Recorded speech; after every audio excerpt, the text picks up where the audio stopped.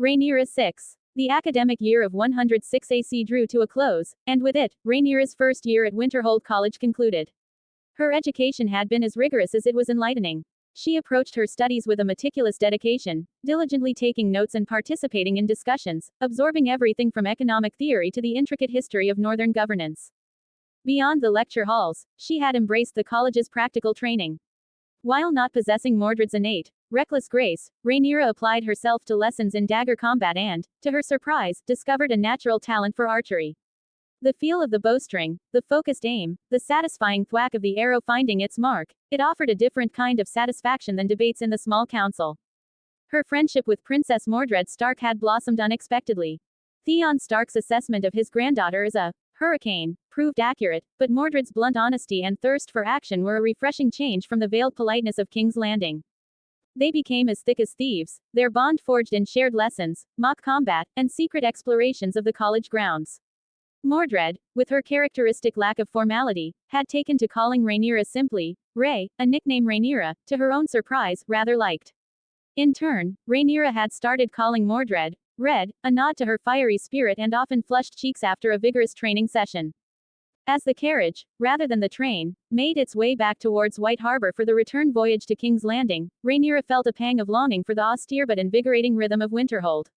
She had found a new sense of purpose here, a clarity that had been absent in the Red Keep. The voyage south was swift, and the familiar shores of the Crownlands eventually appeared. But the comfort of familiarity quickly turned to ashes. Upon reaching King's Landing, the air was thick with whispers, quickly confirmed by the solemn faces of her own retainers. King Viserys had announced his intention to marry Alicent Hightower. The news struck Rhaenyra like a physical blow. Devastation washed over her, swift and sharp. Her best friend, her confidant, the gentle presence that had always been a constant in her life, was now to become her stepmother. The betrayal cut deeper than any political machination. Her heart hardened. She sought out Alicent, a desperate attempt to understand, to rail against the unthinkable. But Alicent, perhaps caught between duty and affection, was unable or unwilling to bridge the chasm that had opened between them. Their conversation was brief, fraught, and ultimately irreparable. From that day forward, their friendship soured, a bitter taste in Rhaenyra's mouth. They were no longer on speaking terms, the warmth that had once defined their bond replaced by an icy silence. And as if the personal betrayal were not enough, the realm itself seemed to be crumbling. Word spread quickly through the Red Keep of new, pressing danger. Lord Corlys Velaryon and Prince Daemon Targaryen had taken their fleets to war in the Stepstones, launching a private, unsanctioned campaign against the Crabfeeder and his pirate forces. The realm was at peace, but her father's brother and the Sea Snake had decided otherwise, dragging the crown into a conflict it seemed unwilling to acknowledge. Rhaenyra's first year of enlightened education had concluded, only to return her to a world of shattering personal betrayals and simmering political unrest. The tranquility of Winterhold seemed a distant dream. Blank, underscore, blank, underscore, blank, underscore underscore underscore underscore underscore. The year 107 AC saw Rhaenyra's second year at Winterhold College conclude, a year as intense and transformative as the first. Her proficiency in statecraft deepened, her strategic mind honed by rigorous simulations in the war rooms, and her skills with the dagger and, especially, the bow continued to improve. Her bond with Mordred grew even stronger. They were inseparable, a constant, often exasperated, presence for their instructors. As the academic year drew to a close and the time for her return to King's Landing approached, Rhaenyra found herself dreading it less than the previous year. She missed the structured learning, the directness of northern conversation, and, most keenly, Mordred's bracing companionship. The cold silence between her and Alicent had become the new normal, and the whispers of a male heir, her half-brother, Aegon, began to grow louder. A few weeks before her departure, an idea sparked in her mind. A celebration was being planned in King's Landing for Aegon's second namesday, a grand hunt in the Kingswood. It would be a lavish affair, designed to showcase the growing strength of the true heir. Rhaenyra saw an opportunity. She sought out Dean Ashwood, requesting a special dispensation. "Dean," she explained, "my half-brother's namesday is approaching, and a grand hunt is being planned. It would be an excellent opportunity for Princess Mordred to observe the customs of the South, and perhaps even for some of the king's men to witness northern prowess in the field. It could serve to strengthen the bonds between our kingdoms." Dean Ashwood, after careful consideration and a discreet raven to King Ardor, granted permission. Mordred, when told, practically vibrated with excitement. A hunt. In the King's Wood. Will there be bears, Rhae? Or lions? Only boars, mostly, Rhaenyra had replied, smiling at Mordred's boundless energy. And stags. But it will be grand, I assure you. And so, as Rhaenyra, Alinda, and Cerisa prepared for their return journey to the south, Princess Mordred Stark found herself included in their party. The train journey south was filled with Mordred's eager questions about the Kingswood, about the animals, about the soft men who hunted there. Rhaenyra found herself in the unusual position of defending the hunting skills of the southern lords, while secretly knowing Mordred would likely put them all to shame. Upon their arrival back in King's Landing, the familiar stifling heat and humid air settled heavily upon Rhaenyra once more. The Red Keep, for all its splendor, felt suddenly stifling after the clean, functional beauty of Winterhold. The chill between her and Alicent was immediate and palpable, a heavy weight in the air. The whispers about Aegon, now 2 years old, were no longer whispers but open declarations of hope for a male heir. Yet, despite the renewed tension in her own home, Rhaenyra felt a flicker of defiance. With Mordred by her side, a piece of Asgard brought to King's Landing, perhaps this Namesday hunt would be more than just a celebration for Aegon. Perhaps it would be a quiet reminder of the capabilities of the king's true heir and the strength of the alliances she was quietly forging in the north. The Kingswood awaited. The days leading up to Aegon's Namesday hunt were a flurry of activity, and Rhaenyra found herself in the unusual role of tour guide. She took Mordred through the sprawling Red Keep, pointing out the grand council chambers, the echoing kitchens, and the intricate, if overly ornate, private apartments. This is Maegor's Holdfast, I explained to Mordred, gesturing to the formidable inner fortress, its shadowed walls seeming to absorb the light. It's said to be impregnable. Mordred's gaze was sharp, assessing the fortifications with a tactical eye. Looks stout enough. But every wall has a weakness, Ray. Then, with growing excitement, I led her to the dragon pit. The massive dome of the dragon pit, its colossal gates reinforced, its walls gleaming. Smoke curled from the vents at its apex, a sign of its living inhabitants. And this, I announced, my voice filled with a rare, open pride, is where my dragon, Syrax, resides. Mordred's eyes widened, a flicker of genuine awe overcoming her usual composure. You mean, we can see her? Better than that, Red, I grinned, a mischievous glint in my eye. We're going for a ride. We approached Syrax's enclosure, the air growing warm and smelling faintly of sulfur and something wild. Syrax herself, a magnificent beast of yellow scales, stirred at my approach, a low rumble emanating from her chest. She stretched, her leathery wings unfurling to their vast span. Mordred stood utterly mesmerized, her usual bravado replaced by silent wonder.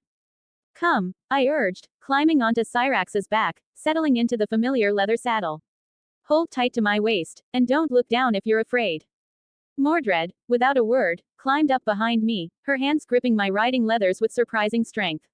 Syrax let out a guttural roar, then launched herself into the air, her powerful wings beating against the air. The sensation was exhilarating, a symphony of wind and power. Gods above, Mordred's voice was a half shout, half gasp in my ear, filled with a mixture of terror and unbridled exhilaration. She was pressed tightly against me, her grip unwavering. We soared above King's Landing, the city sprawling beneath us like a child's toy. The Red Keep looked tiny, the streets mere lines, the crowds of people like scattered ants. I banked Syrax, circling the city, then headed towards the coast, feeling the rush of the sea wind. It was a freedom I rarely experienced, and to share it with Red, to see her normally unflappable demeanor shaken by sheer, raw awe, was a unique satisfaction. This is incredible, Ray. Mordred shouted over the wind, her voice filled with a giddy disbelief. Nothing like a hot air balloon. This is pure power. Indeed it is, Red, I yelled back, a triumphant grin on my face. We spent a glorious hour in the sky before returning to the dragon pit, Syrax landing with a soft thud that still shook the ground. Mordred dismounted, her hair disheveled, her cheeks flushed, her eyes sparkling with an uncharacteristic brightness. That, she declared, her voice still a little breathless, was more exciting than 100 lectures on economic output. Then I ask her, why haven't you yet bonded with the ice dragon?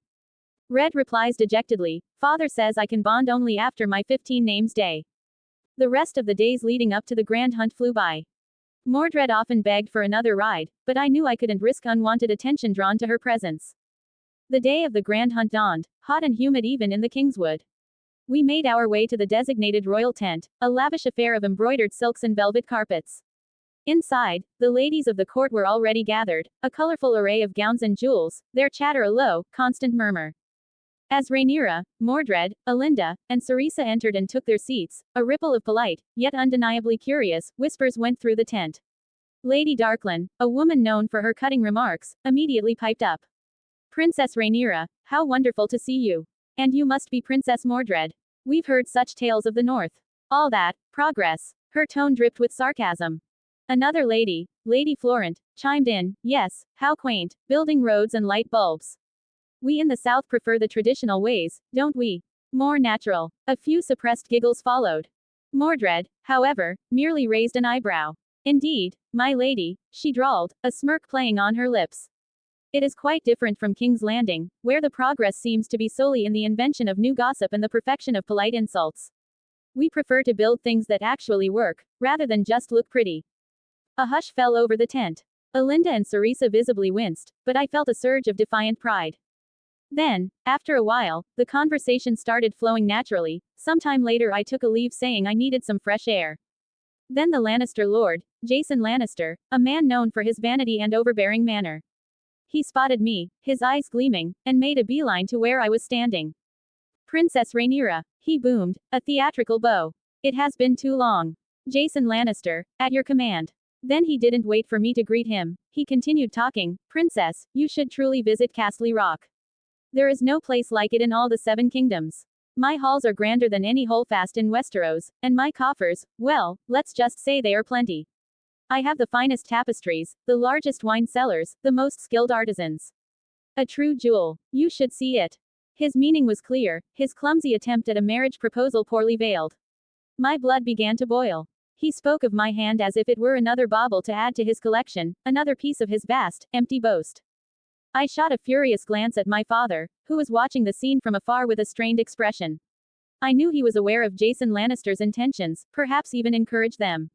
This was part of his plan, attempt to marry me off, to solidify my position with a powerful house, without a thought for my own desires. I left abruptly towards him. Father, I stated, my voice low but sharp enough to cut through the din, may I have a word? Viserys sighed, clearly anticipating a confrontation. He walked with me to a more private corner of the tent. Rhaenyra, what is it? Jason Lannister is merely being cordial. Cordial, I spat, my anger barely contained. He is proposing marriage, father. Like a common merchant haggling for livestock. You allowed this. After everything we discussed about my future, about my rule.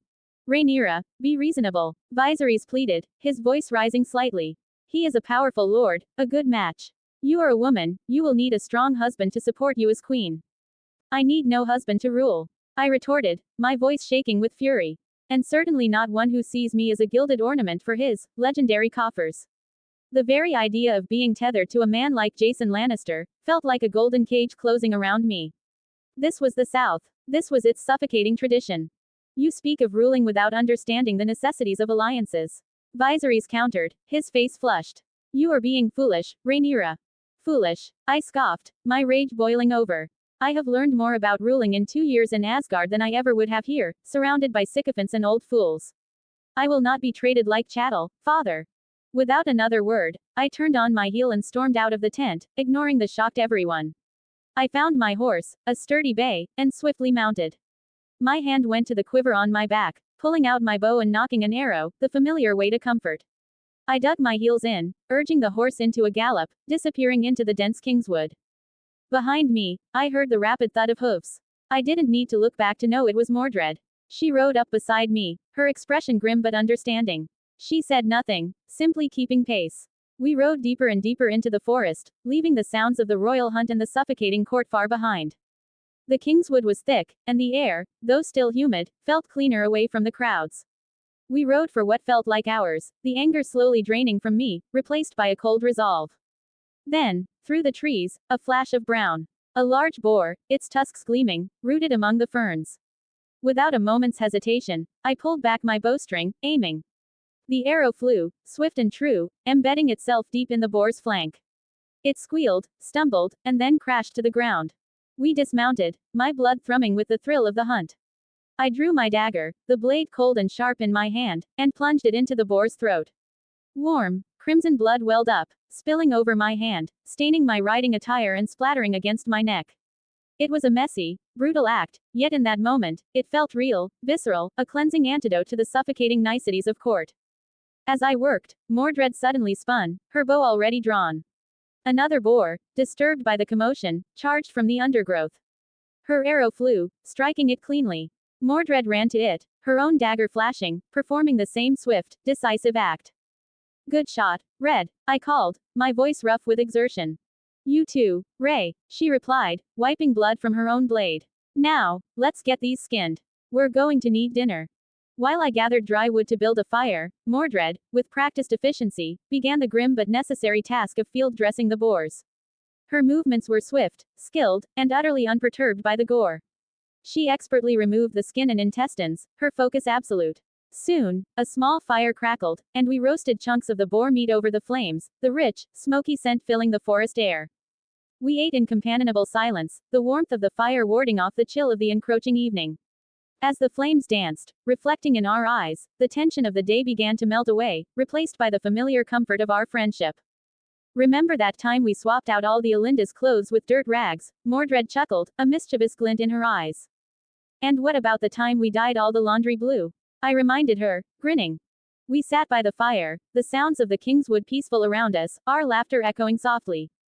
The stench of boar's blood, the grime on our faces, the simple warmth of the fire, it was more real, more freeing, than any ball or feast. Here, with Red, I could be myself. The thought of returning to King's Landing, to Alicent's cool gaze and my father's endless expectations, already felt like a heavier burden than any boar I had hunted. But for now, under the vast, star-pricked sky of the Kingswood, there was only the fire, the memory of laughter, and the unbreakable bond of our friendship. As the fire dwindled to embers, a comfortable silence settled between us. The anger that had fueled my ride into the Kingswood had long since dissipated, replaced by a quiet contentment. But the wilderness offered no true rest. We decided to take turns keeping watch, ensuring no rogue boar or other beast surprised us in the dark. You sleep, Ray, Mordred insisted, her eyes sharp in the gloom. You've had a longer day than me, dealing with those southern vipers. I nodded, trusting her implicitly. I curled up by the dying fire, the sounds of the Kingswood a deep lullaby, and drifted into a sleep more profound than any I'd found in the Red Keep. Hours later, a gentle shake roused me. Your turn, Ray, Mordred whispered, already stretched out by the fire, her hand resting on the hilt of her dagger. I took up my bow, listened to the rustle of leaves and the distant calls of night creatures, my senses heightened by the quiet tension of the forest. The night passed peacefully. When dawn painted the eastern sky in soft hues of gray and rose, we stirred. The air was fresh and cool, carrying the scent of damp earth and pine. We packed the remaining cooked boar meat, securing it for later, and then set about preparing the unskinned boar for transport. It was a hefty task, requiring both our strengths. As we were finishing, a rustle in the undergrowth caught our attention. Both our bows were knocked in an instant, our stances ready. But what emerged was not a beast of wrath. It was a magnificent great white stag, its antlers like bleached branches against the dark trees, its coat shimmering with an almost ethereal purity. It moved with an ancient grace, its large, intelligent eyes fixated on us. Slowly, deliberately, I lowered my bow. The stag made no move to flee. Cautiously, I took a step, then another, my hand outstretched. The stag watched me, unblinking. I reached its side, and with trembling fingers, I stroked the soft fur on its neck. It was warm, surprisingly gentle. Mordred, seeing my actions, also lowered her bow and approached, her usual boldness replaced by a quiet reverence. She, too, reached out, her hand resting lightly on the stag's flank. For a long, silent moment, we stood there, two princesses from vastly different worlds, communing with a creature of pure myth. Then, with a final, majestic glance, the great white stag turned and melted back into the forest, disappearing as silently as it had arrived. We watched it go, a profound sense of wonder settling over us. That was something, Mordred finally breathed, her voice hushed. It was, I agreed, my heart still thrumming. It felt like an omen, a blessing. With renewed purpose, we finished securing the unskinned boar to one of our horses and began our journey back towards the royal tents. The sun was higher now, its rays piercing the forest canopy. As we broke through the tree line and approached the clearing where the royal encampment lay, a sudden hush fell over the assembled court.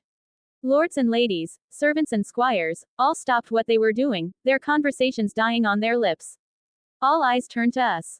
There I was, Princess Rhaenyra Targaryen, daughter of the king, covered in boar's blood, dried and dark on my riding attire and streaked across my neck, leading a horse laden with the carcass of a massive boar.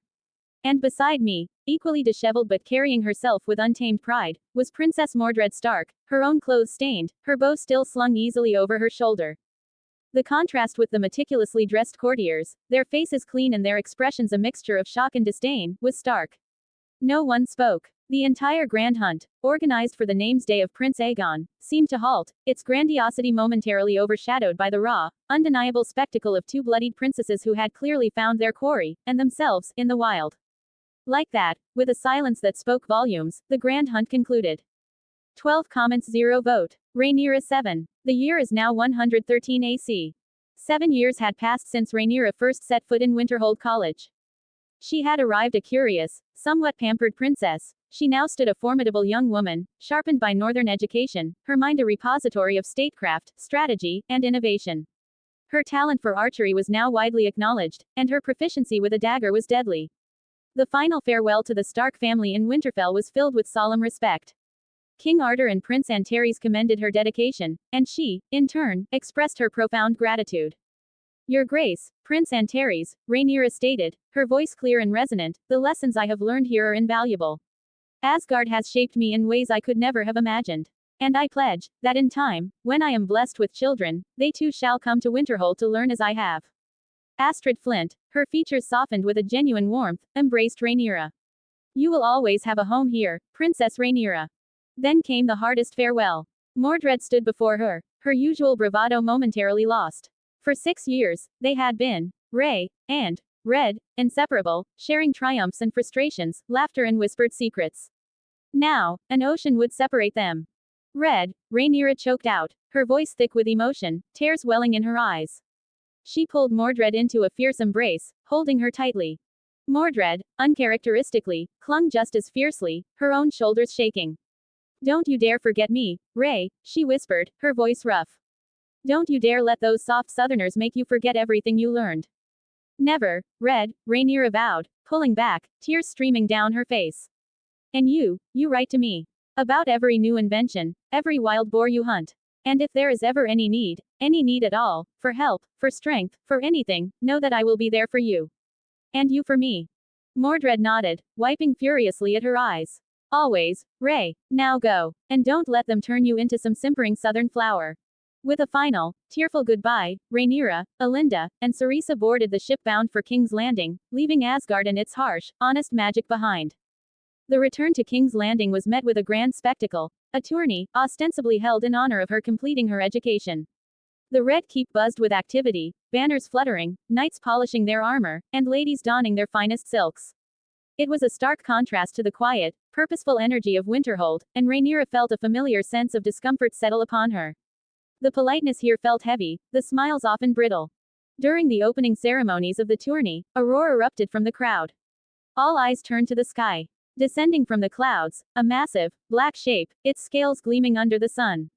Caraxes. And astride him, unmistakable, was Prince Daemon Targaryen. He had returned. After years of fighting in the Stepstones, proclaiming himself the king of the Stepstones and the Narrow Sea, Daemon had finally come home. He landed Caraxes in the tourney grounds, dismounting with a flourish. His armor was scarred, his face harder, yet his infamous smirk was still firmly in place. He strode towards the royal dais, a crowd of adoring common folk and wary lords parting before him. Then, before the startled court, Daemon knelt before King Viserys. He took the intricate, jewel-encrusted crown he had worn as King of the Stepstones, and with a graceful, dramatic gesture, offered it to his brother. My crown, and the Stepstones themselves, I lay at your feet, my king, Daemon declared, his voice carrying across the hushed grounds. There is only one true king. My brother. Viserys, tears welling in his eyes, rose from his seat. My brother. My blood, he cried, rushing forward. The two brothers embraced, a sight that sent a ripple of emotion through the court, relief from some, suspicion from others, and a flicker of hope in Rhaenyra's heart. Perhaps, finally, her uncle was back where he belonged. That night, amidst the celebrations of Daemon's return, a familiar tap came at Rhaenyra's chamber door. It was Daemon. He spoke of secret tunnels, of adventure, of seeing the real King's Landing. Despite her better judgment, a part of her, yearning for the raw honesty of the North, was drawn in. In disguise, using a network of hidden passages only Daemon seemed to know, they slipped out of the Red Keep and into the winding, chaotic streets of Fleabottom. The stench hit her first, a pungent mix of refuse and unwashed bodies, a stark reminder of Mordred's casual observations. Daemon led her to a dimly lit common room, where a crude play was being performed. On the makeshift stage, actors lampooned the royal family, proclaiming her half-brother, Aegon, as the rightful king, mocking her own claim. A cold knot tightened in Rhaenyra's stomach. Afterward, Daemon, his eyes gleaming, began to steer her towards Silk Street, the infamous row of brothels. Rhaenyra immediately grasped his true, insidious intention. This wasn't about showing her the real King's Landing, it was about compromising her, about undermining her purity and claim. Her mind, sharpened by years of northern strategy, worked quickly. She suddenly feigned a stumble, then, with a swift, unexpected shove, she pushed Daemon against a wall. "You will go where you wish, uncle," she hissed, her voice low and furious, "but I will not be dragged into your schemes. I am the king's designated heir." Before he could recover from his surprise, Rhaenyra turned and fled, navigating the labyrinthine streets of Fleabottom with a speed born of desperation. She found her way back to the secret tunnel entrance she had memorized, and finally, breathlessly, returned to the safety of her chambers in the Red Keep. The next morning, the calm shattered. Otto Hightower, his face grim, sought out King Viserys, confirming his ever-present suspicion of Daemon. He recounted, in damning detail, how Daemon had taken Rhaenyra into the squalid depths of Fleabottom, even hinting at her presence on Silk Street. Viserys, already stressed by Daemon's dramatic return and the subtle shifts in the court's loyalties, flew into a towering rage. He summoned Daemon, and a furious argument erupted between the brothers, their shouts echoing through the halls of the Red Keep. Daemon, defiant to the last, refused to be cowed. Finally, fed up with his unpredictable brother, Viserys, in a fit of despair and fury, sent Daemon into exile once again. Immediately after, Viserys summoned Rhaenyra to his solar. His face was a mask of anger and disappointment. "Where were you last night, Rhaenyra?" he demanded, his voice trembling with barely controlled fury. Rhaenyra, exhausted and emotionally drained, recounted her version of events: the play, Daemon's betrayal, her escape. But Viserys, his trust shattered by Otto's poisonous whispers and Daemon's history, simply shook his head. "I do not believe you," he stated, his voice cold and final. "You have shamed yourself, and shamed our house. This cannot be allowed to stand." His eyes, usually so gentle, were now hard, resolute. "There will be no more foolishness, Rhaenyra. You will secure your succession as is proper. I command it." He took a deep, shaky breath, his decision clear. "You will marry Laenor Velaryon." The words struck Rhaenyra like a physical blow, a chilling echo of Jason Lannister's crude proposal. Her hopes for a life of purpose, for a marriage of alliance rather than subservience, were shattered. The freedom she had tasted in the northern air, the wisdom she had gained from Theon Stark, suddenly felt insignificant against the crushing weight of her father's will and the suffocating traditions of the South. She was back in the cage. The command had been given, and so the machinery of the court ground into motion. Preparations for Rhaenyra's marriage to Laenor Velaryon began in full swing. The Red Keep, already abuzz from Daemon's return and exile, now became a hive of activity dedicated to crafting a lavish wedding, a grand spectacle designed to reassert the stability of the Targaryen succession. Gowns were sewn, feasts planned, and alliances cautiously weighed. Rhaenyra, still seething from her father's decree and the fresh wound of Daemon's betrayal, felt like a pawn in a game she no longer wished to play. Yet, amidst the forced smiles and curtsies, one thought offered a sliver of comfort: Mordred. She immediately dispatched a raven, inviting her best friend to the wedding. She desperately needed the bracing honesty of Red, amidst the suffocating artificiality of King's Landing. Mordred, true to her word, arrived with a small retinue, her no-nonsense northern attire a stark contrast to the silks and velvets of the southern court. Her presence was a balm, a reminder of the straightforward world she had left behind. The wedding was indeed a grand festival, a week of celebrations, feasts, and tourneys. But even amidst the forced revelry, tragedy struck. During the wedding feast, amidst the drunken laughter and boisterous music, the peace was shattered. Sir Criston Cole, her sworn shield and former confidant, in a fit of inexplicable rage, brutally assaulted Joffrey Lonmouth, Laenor's close companion. The sounds of breaking bones and terrified screams cut through the hall. Joffrey, the Knight of Kisses, lay broken and dying on the floor. Laenor, his face a mask of grief and horror, clung to his best friend's body and cried, his anguished wails echoing through the stunned silence. The celebration devolved into chaos, a grim omen for a marriage built on obligation. The wedding and the ensuing chaos were concluded. 3 months passed, a period of strained civility and unspoken tension between her and Laenor. The court, ever hungry for whispers, began to murmur. Rumors started to grow louder, insinuating that the princess was barren. Her marriage, intended to solidify the succession, seemed incapable of producing the much-needed heirs. The whispers reached her ears, sharp and accusatory. Desperate and unwilling to let this new obstacle jeopardize her claim, Rhaenyra dispatched a discreet message to Mordred, detailing her predicament. The Raven, though slow, eventually reached Winterfell. Mordred's reply, arriving weeks later, was direct and characteristically blunt. Ray, the letter began, heard your troubles. We have a solution here in Winterhold, something we've been working on for livestock and human fertility in certain cases. It's a medicine, prepared by our scholars, specifically to help with vigorous lovemaking. It ensures the work gets done, so to speak. I will send it with someone utterly loyal, a distant cousin who travels south often for trade. Trust him, and trust the medicine. True to her word, a few weeks later, a sturdy northern messenger arrived at a pre-arranged rendezvous point, his face as unyielding as the stone of Winterfell. He delivered a small, carefully wrapped vial containing a viscous, earthy-smelling liquid. That night, with a mix of apprehension and hope, Rhaenyra presented the vial to Laenor. He looked at it, then at her, his dark eyes shadowed with a familiar sadness. Even if my heart lies elsewhere, Rhaenyra, he said quietly, my duty to you, and to the realm, remains. He took the vial and, with a grimace, swallowed the contents. The medicine worked. Even though Laenor's true affections lay with his own gender, the elixir from Winterhold spurred his body to perform the necessary act. The subsequent weeks were strained, clinical encounters, yet each filled with the knowledge of duty being done. In 3 weeks, a maester, carefully chosen for his discretion, performed the examination. He emerged from Rhaenyra's chambers, a rare smile on his face.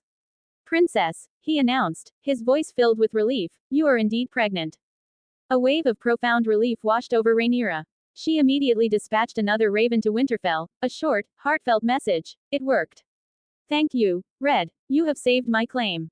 9 months later, after a difficult but ultimately successful delivery, Rhaenyra gave birth to a beautiful daughter. She had her mother's silver gold hair and the striking violet eyes of House Targaryen. Rhaenyra named her Visenya Targaryen, after the great warrior queen. As she held her newborn daughter, a profound love bloomed in her heart, mingled with a fierce determination. Visenya, her first child, her first heir, was a testament to the strength of northern innovation and the unbreakable bond of a friendship forged in Winterhold. 10 comments 0 vote. Void. Void. Dash dash dash. In the vast, silent expanse of the void, Robb, an ethereal observer of worlds, witnessed the unfolding tragedy of the Dance of the Dragons. He watched Rhaenyra's life intertwine with the innovations of Asgard, a path divergent from the history he knew. A flicker of an idea, a mischievous spark in the cosmic tapestry, ignited within him. Theon will die in a few years anyway, Robb mused, his thoughts rippling through the void. Let's make him an offer. With a subtle shift of energy, Robb reached out across dimensions, gently pulling Theon Stark's consciousness from his peaceful slumber in Winterfell, drawing him into the boundless, shimmering emptiness of the void. Theon, surprisingly calm given the abrupt transition, found himself standing before Robb, a familiar, ancient presence. Do you still remember me, Theon? Robb's voice resonated, not with sound, but with a direct impression upon Theon's mind. How can I forget? Theon replied, his own consciousness surprisingly lucid within the strange non-space. The architect of my life, the giver of impossible gifts. Are you satisfied with your life, Theon? Robb inquired, his form shifting like a nebula. Theon considered this for a moment. He had seen his vision of a prosperous, advanced North flourish. His family was strong, his people thriving. I am, he affirmed, a quiet contentment settling over him. More than I ever dared to hope. I am not, Robb stated, a cosmic sigh rippling through the void. Theon's brow furrowed, even in this ethereal state. Why ever not? Well, Robb mused, you just finished half the story. The Dance of the Dragons, the war for the Iron Throne. You were present at its beginning, through Rhaenyra's education, but you will not be there for its conclusion. And how will that happen? Theon asked, a hint of suspicion entering his thoughts. I am an old man. My time is near. I have an offer for you, Theon, Robb declared, his presence solidifying slightly. You will reincarnate again, in the Game of Thrones period. As the elder son of Rickard Stark. With all the gifts I previously gave to you. The implications settled on Theon. Rickard Stark, the father of Ned Stark. A new life, a new chance to influence events, armed with foresight and knowledge. But it also meant returning to a world that would inevitably descend into fire and blood. And if I don't take this offer? Theon asked, testing the boundaries of this cosmic negotiation. Robb's form softened, becoming less defined. Then you will die peacefully in your sleep in the year 128 AC, as was ordained. Your story, in this timeline, will be complete. Theon fell silent, his consciousness turning inward, weighing the peace of a final, contented rest against the tantalizing, terrifying prospect of a new beginning, a chance to truly shape the future, perhaps even to avert the impending doom he knew awaited the Seven Kingdoms. The thought of fighting the Night King stirred something deep within him. His work in Asgard was done. This was a new challenge. After a long moment, Theon's decision was made. I accept, he stated, the words resonating with newfound purpose. A pleased ripple passed through Robb's form. Excellent. I give you approximately 2 weeks in your current timeline. Make of this time what you will, Theon. After that, you will pass away peacefully in your sleep. And then, a new chapter begins. With that, Robb extended his will once more, and Theon Stark's consciousness was gently, seamlessly, returned to his body in Winterfell. As Theon's essence re-entered his form, a sense of profound calm settled over the aging King Regent. He had a week to solidify his legacy, to impart final wisdom, to prepare his house for a future he now knew, with certainty, he would help shape once more. In the swirling, timeless expanse of the void, Robb, the cosmic observer, watched as Theon Stark's consciousness returned to his body. Then, with a silent exertion of his will, he reached out across the vast tapestry of realities and pulled. A new, formless essence materialized before him, writhing with confusion and a palpable sense of despair. This was a miserable soul from Earth, wrenched from its existence. Where am I? The soul stammered, its voice a fragmented echo in the emptiness. What is this? Am I dead? My life was so pointless. Is this hell? Robb's presence filled the void, a comforting yet profound resonance. You are in the void. And no, this is not hell. You are, in a sense, between worlds. His voice was calm, empathetic. I took pity on the bleakness of your existence. Your life, though perhaps not as you wished, has ended. The soul's confusion gave way to a dawning comprehension, then a flicker of desperate hope. Pity. What does that mean for me? It means I have an offer for you, Robb stated. A chance at a new beginning. I can send you to a different world, to reincarnate, to live a new life. A new life. The soul echoed, a fragile tendril of hope unfurling within its chaotic essence. It lingered for a moment, recalling the endless gray of its past, the relentless disappointments, the gnawing feeling of worthlessness. Yes, it finally declared, the word gaining strength. Yes, I accept. Good, Robb affirmed. You will be granted one gift to aid you in this new existence. It will be substantial, but nothing that would fundamentally break the balance of the world you enter. The soul's form seemed to shimmer with excitement. Where will I be reborn? What world is this? You will be reborn into Westeros, Robb answered, revealing the vast, intricate tapestry of that realm before the soul's inner vision. And your rebirth will occur during the period known as the Dance of the Dragons. Can I choose the gift? The soul asked, a newfound boldness entering its fragmented voice. You may, Robb replied. But as I said, nothing overpowered. No godlike abilities, no reality warping powers. Think of a skill, a talent, a unique advantage. The soul paused, its essence sifting through countless possibilities, filtering out the truly impossible. Then, a thought solidified, born from a quiet fascination it had once held. I want the sword skills and experience of Sasaki Kojira. Robb considered the request. A legendary swordsman, certainly. A formidable talent. Granted, he said, the word echoing with finality. Sasaki Kojira's unparalleled blade mastery, his tactical insight in combat, and the lifetime of experience that comes with it, will be woven into your very being from birth. You will wield a blade like no other in that world.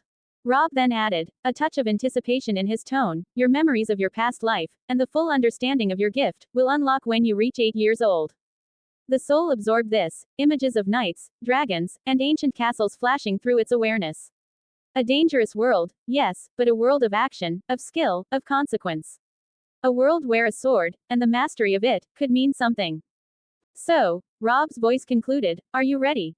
To Westeros, the soul replied, its voice now resolute, its misery replaced by a fierce, burgeoning anticipation.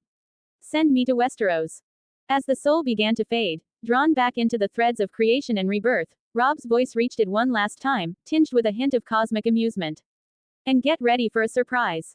The soul, mid-fade, tried to form a question, what surprise? But before the thought could fully form, it vanished, pulled into the intricate loom of destiny, utterly unaware of the unique twist fate had just handed it.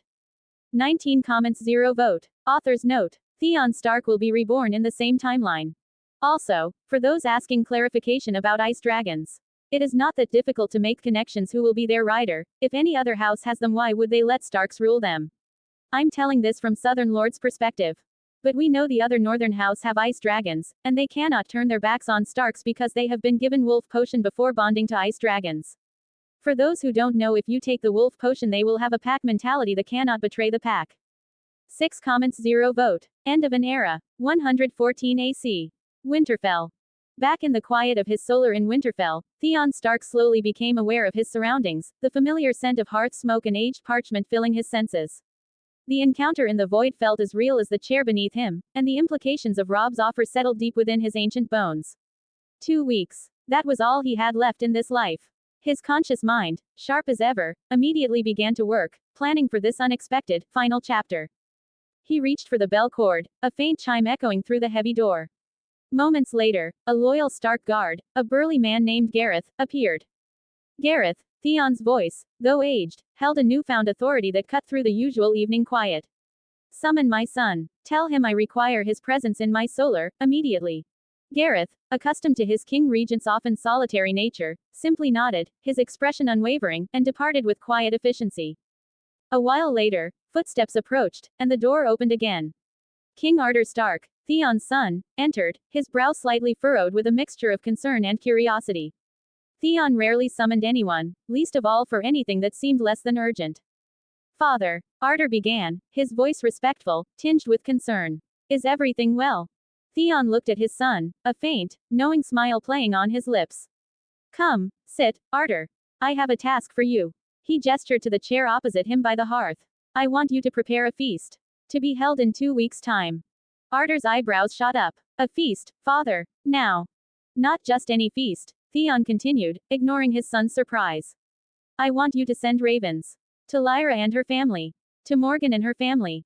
To Janos and his family, if his health permits him to travel. To Harrion and his family. I want everyone who means a damn thing to me to be present at this feast, Arthur.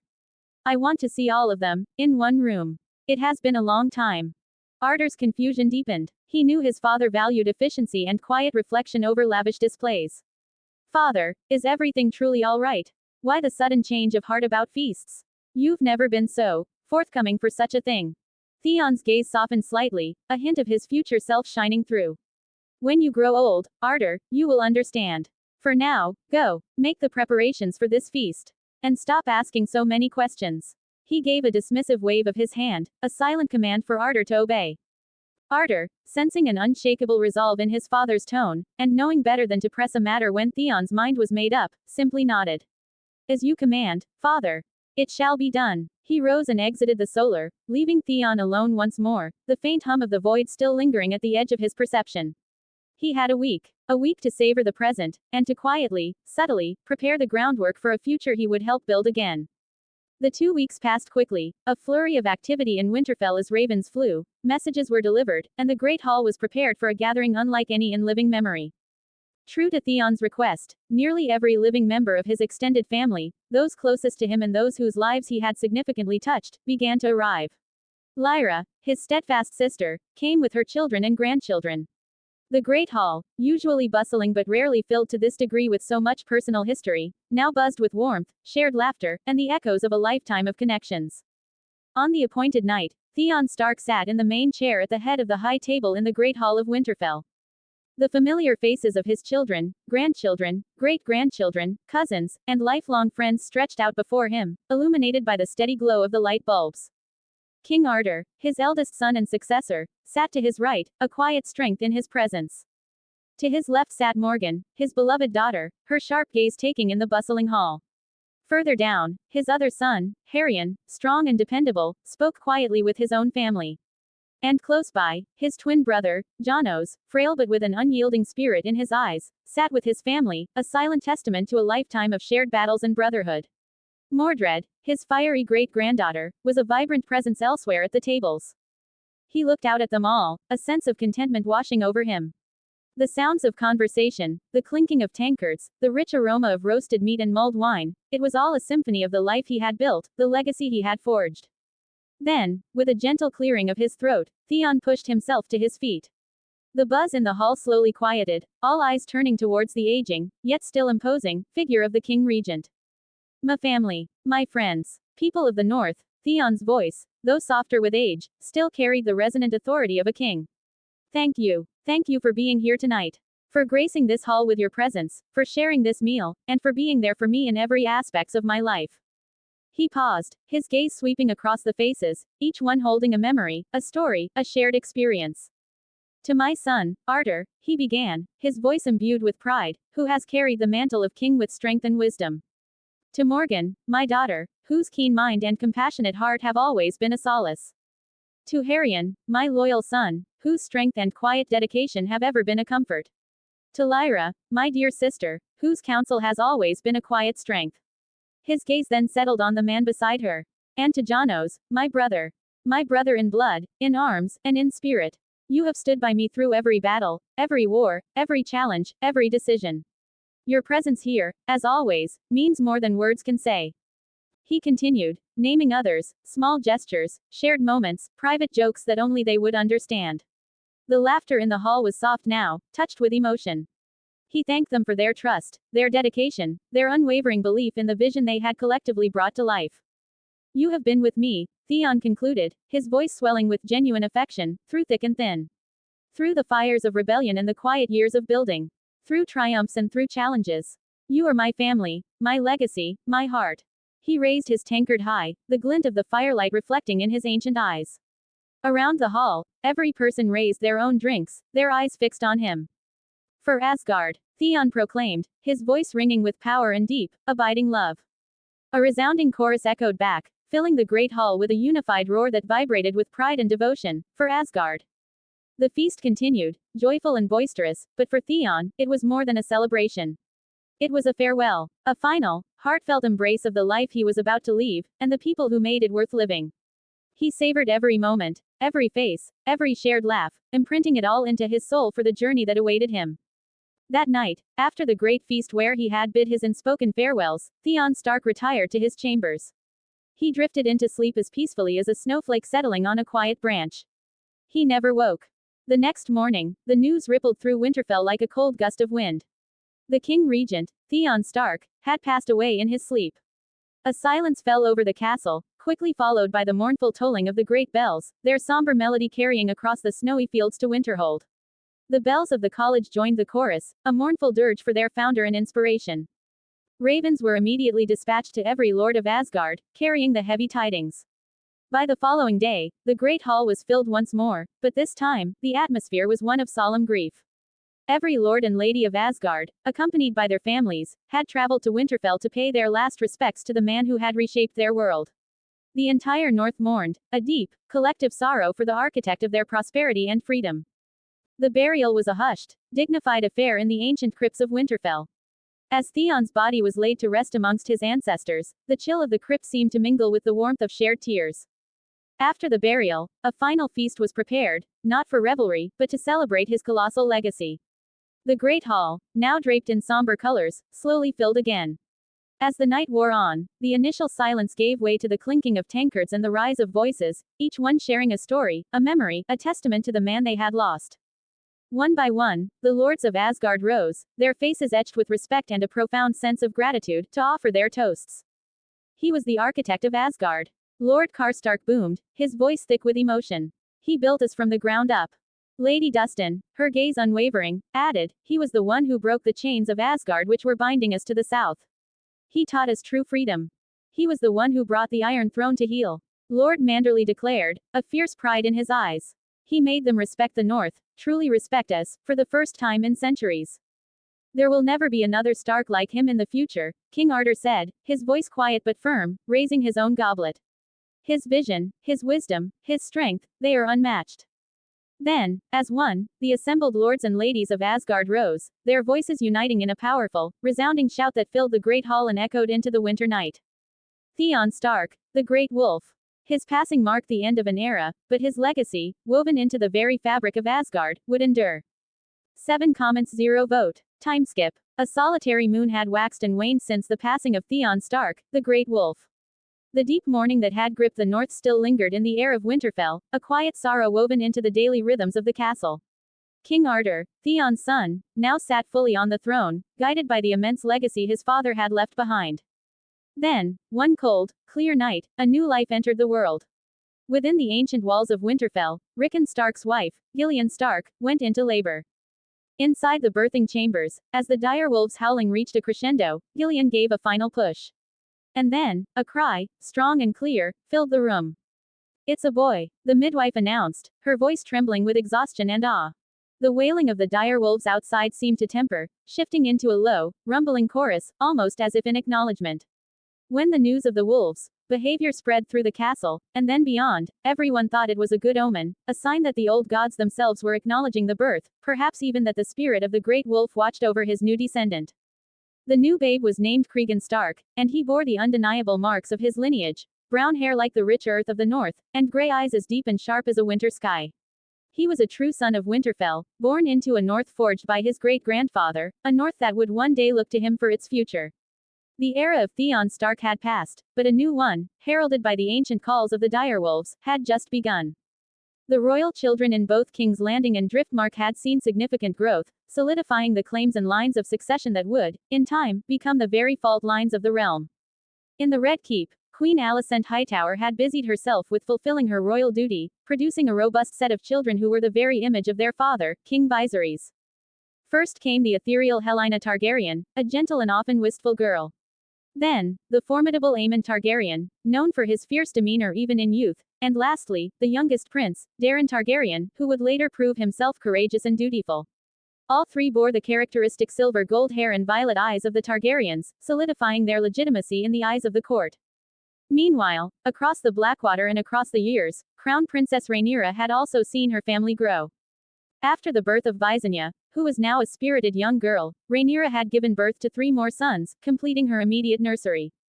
First, the boisterous Jacaerys Velaryon, followed by the quieter Lucerys Velaryon, and finally, the jovial Joffrey Velaryon. However, a consistent and increasingly whispered curiosity surrounded them. While all 3 possessed the distinct violet eyes of House Targaryen, a striking feature, they all inherited black hair, a stark contrast to the silver locks of their royal lineage, and a source of quiet, yet persistent, gossip throughout the court. Further afield, on Driftmark, the marriage of Laena Velaryon to the unpredictable Prince Daemon Targaryen had also borne fruit. Laena, the formidable dragon rider, had given birth to twin daughters, the spirited Baela Targaryen and her equally adventurous sister, Rhaena Targaryen. Both bore the classic Targaryen silver gold hair and violet eyes, clear evidence of their dragon rider parentage.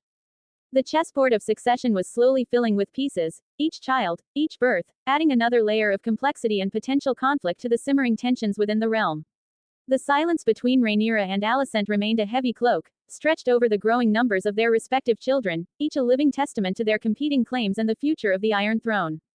The fragile peace that often masked the deeper tensions of the court was brutally shattered by a profound sorrow. In 120 AC, a great tragedy struck Driftmark. Laena Velaryon, the spirited dragon rider and wife of Prince Daemon, died in childbirth. The news sent a ripple of grief through the royal houses, and as custom demanded, every royal member were present at Driftmark for her funeral, a solemn gathering on the wind-swept shores of the island. The funeral itself was a somber affair. Amidst the mournful cries of the gulls and the crashing waves, Vaemond Velaryon, Lord Corlys's brother, took the podium to deliver the eulogy. His voice, though ostensibly praising Laena, held a barely veiled venom, a deliberate emphasis on the sanctity of blood ties and pure Valyrian lineage. His words, sharp and pointed, were clearly intended to sting Rhaenyra, indirectly highlighting the persistent whispers that none of her black-haired sons bore the distinctive silver-gold coloring of the Velaryons, or indeed, the Targaryens. The barb hung heavy in the air, a stark reminder of the fragile legitimacy of Rhaenyra's heirs. The day of sorrow gave way to a night of quiet tension, which then erupted into a night of brutal consequence. Shortly after the funeral rites, an incident occurred that would forever alter the course of Targaryen history. Aemon Targaryen, young but already possessing a fiercely ambitious spirit, seized the opportunity. He found Vhagar, the largest living dragon in all Westeros, a beast of immense power and ancient fury, whose previous rider, Laena Velaryon, had just perished. Aemond, with audacious courage, climbed upon her back and claimed her as his own, flying her through the night sky. His triumph, however, was short-lived. The children, Jacaerys, Lucerys, Baela, and Rhaena, furious at Aemond for claiming their mother's dragon so soon after her death, confronted him. A heated argument quickly escalated into a violent struggle. Aemond, emboldened by Vhagar's might and ever prone to cruel taunts, lashed out with the most hurtful accusation. He began to mock Jacaris and Lucerys, openly calling them bastards, echoing the widespread rumor that they were not Laenor Velaryon's true sons. The insult, raw and devastating, struck deep. In the ensuing struggle, amidst the chaos and desperate rage, Lucerys, the quieter of Rhaenyra's sons, drew a dagger. In a moment of raw, unthinking fury, he lashed out, the blade finding its mark. Aemon's face was slashed, and a scream tore from his throat. The boy fell, clutching his face, blood welling between his fingers. He had lost an eye. The aftermath was a horrifying spectacle. Aemond, forever marked by the incident, later replaced his lost eye with a sapphire, a cold, blue gem that gleamed unsettlingly in his socket. He often wore an eye patch to cover the wound, a constant, visible reminder of the night's brutality. Famously, and chillingly, he later declared that he considered losing an eye a fair exchange for gaining Vhagar, the most powerful dragon in the world. The lines of animosity between the Greens, Alicent's faction, and the Blacks, Rhaenyra's faction, were now drawn in blood, ensuring that the conflict, long simmering beneath the surface, would inevitably boil over. The future of Westeros had just taken a very dark turn. The grim shadows of the funeral on Driftmark, and the ensuing bloody incident with Aemond and Lucerys, hung heavy over Rhaenyra. The volatile atmosphere in King's Landing, exacerbated by Otto Hightower's relentless whispers, made the Red Keep feel less like a home and more like a gilded cage. But amidst the suffocating tension, a thought began to solidify in her mind, a beacon of hope she had held onto for years. In 122 AC, Rhaenyra Targaryen thinks now that her eldest child, Visenya, a bright and curious girl with her mother's striking Targaryen features, was now of an age to begin her education. Rhaenyra remembered her own transformative years in Winterhold, the freedom of thought, the practical skills, and the deep, honest friendship she had found with Mordred.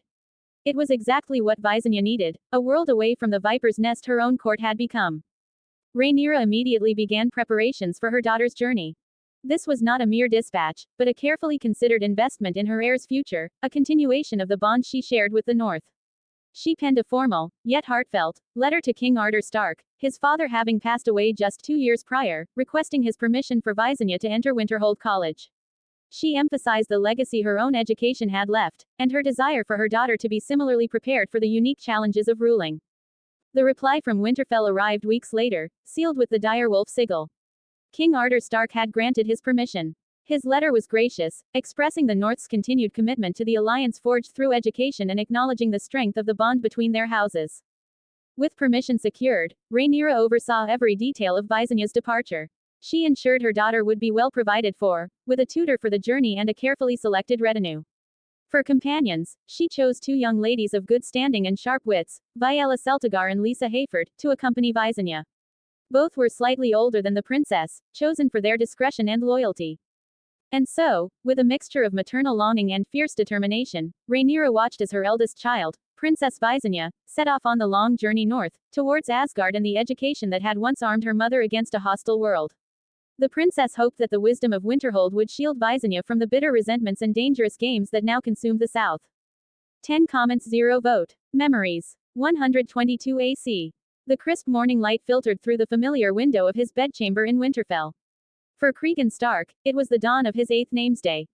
He stirred, stretched, and then, a sudden, blinding agony lanced through his skull. It wasn't the dull ache of a missed meal or a restless night, it was a searing, overwhelming pressure, as if his very mind was being torn and rewoven. He clutched his head, gritting his teeth against the silent scream. Just as quickly as it began, the headache subsided, leaving him gasping, disoriented. But the world, though outwardly the same, was fundamentally altered. Images, memories, and knowledge flooded his mind, a torrent of information that was both alien and intimately familiar. He remembered a life on Earth, a life of mundane struggles and quiet disappointments.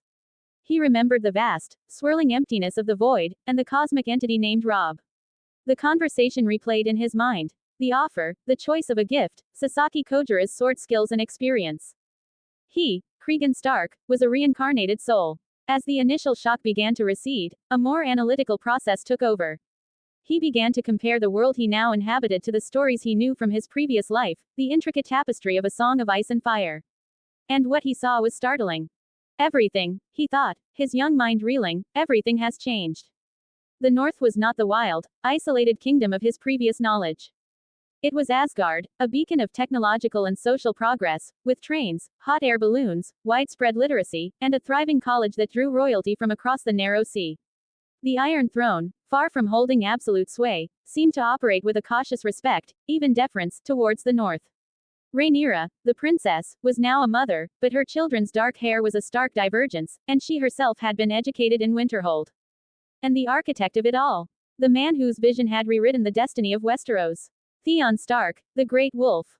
The one who had broken the chains, brought the Iron Throne to heel, built Asgard from nothing. A sudden, chilling thought crystallized in Cregan's mind.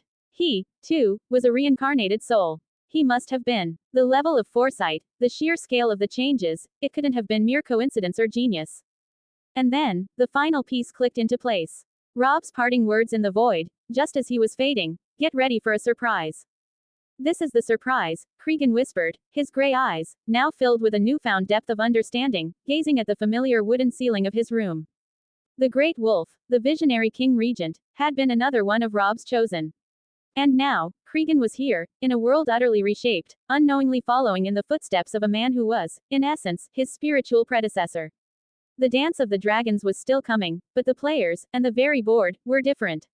And he, Cregan Stark, with the unparalleled sword skills of Sasaki Kojira lying dormant, ready to awaken, was now a part of it.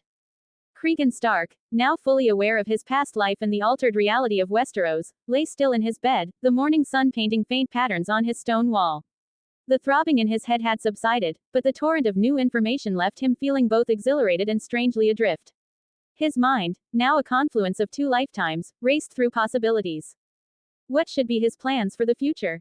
He tried to envision the familiar arcs of A Song of Ice and Fire, the rise of Robert Baratheon, the death of Ned Stark, the War of the Five Kings, the horrors beyond the wall. But every mental projection hit a wall. The Great Wolf, Theon Stark, had changed everything. The North, his North, was no longer a vassal of the Iron Throne.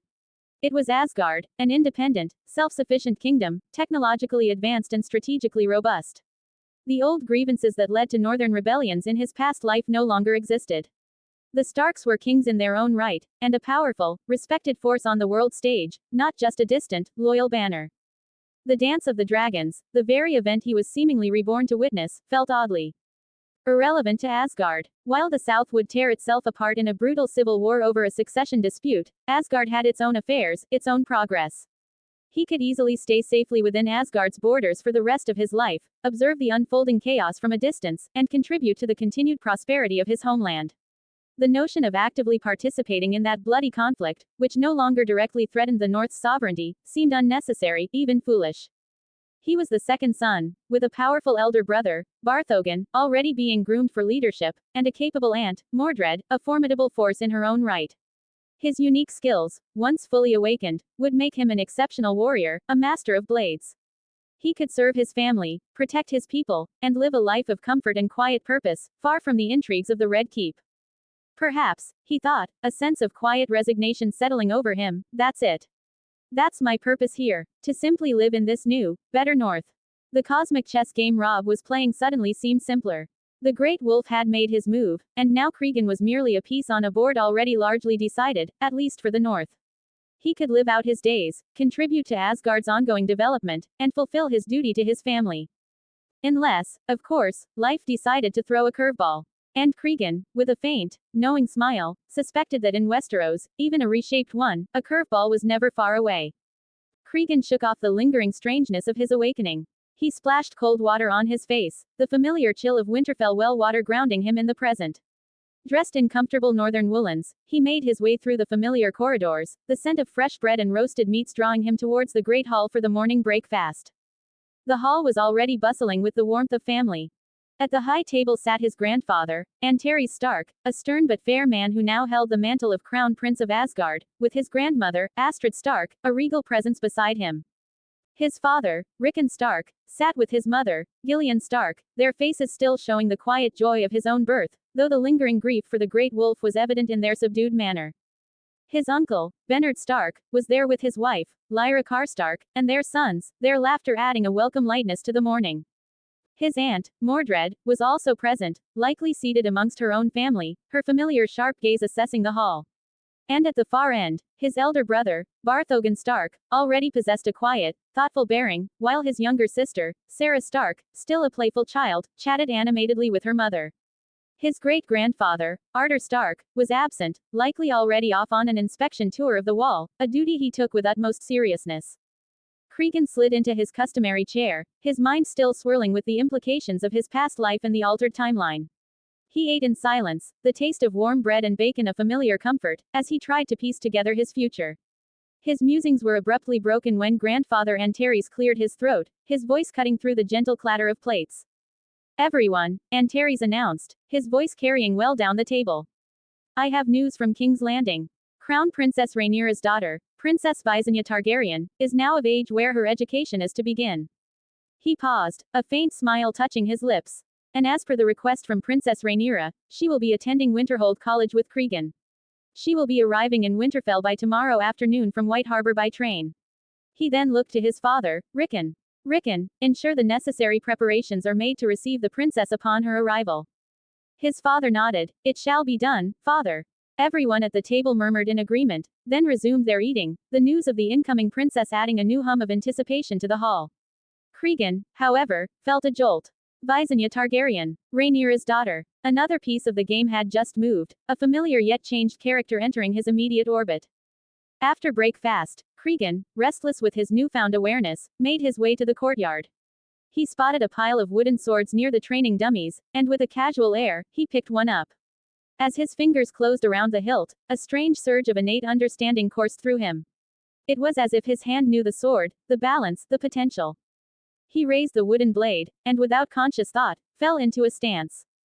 He performed a vertical swing, a precise, devastating strike. The memory of Sasaki Kojira's unparalleled skill flowed through him, guiding his muscle memory. He repeated the motion, then again, tracing the exact same path through the air with effortless grace. Each swing was identical, perfect in its execution, demonstrating a level of mastery that belied his 8 years. He kept going, the movements flowing like water, a testament to his incredible gift. He continued this solitary, focused practice, swing after swing. After about 50 repetitions, however, a different sensation set in. His small, 8-year-old arm began to ache. The muscles burned, and the strength in his grip faltered. He found he could no longer maintain the same perfect form. He lowered the sword, panting slightly. "Right," he thought, a grim determination settling over him. "I have the knowledge, the technique, the foresight. But not the body." He sat down on a nearby bench, catching his breath for 10 minutes. "This is it then," he mused. "My immediate future. I have to train this body to its utmost limits.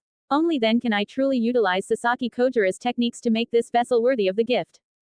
After his short rest, he picked up the wooden sword again, resuming the precise vertical swings. He pushed through the ache, forcing his young muscles to obey. He managed 5 more sets before his small frame was utterly exhausted, his arms trembling. With his initial training complete for the morning, and having eaten his midday meal, Cregan spent the rest of the day exploring Winterfell and Wintertown with new eyes. Every archway, every cobbled street, every face was now viewed through the dual lens of his past and present lives. The North was truly his home, strong and prosperous, but the echoes of the larger world, the impending dance, and his own unique place within it, lingered in his awakened mind. The game, it seemed, was far from over.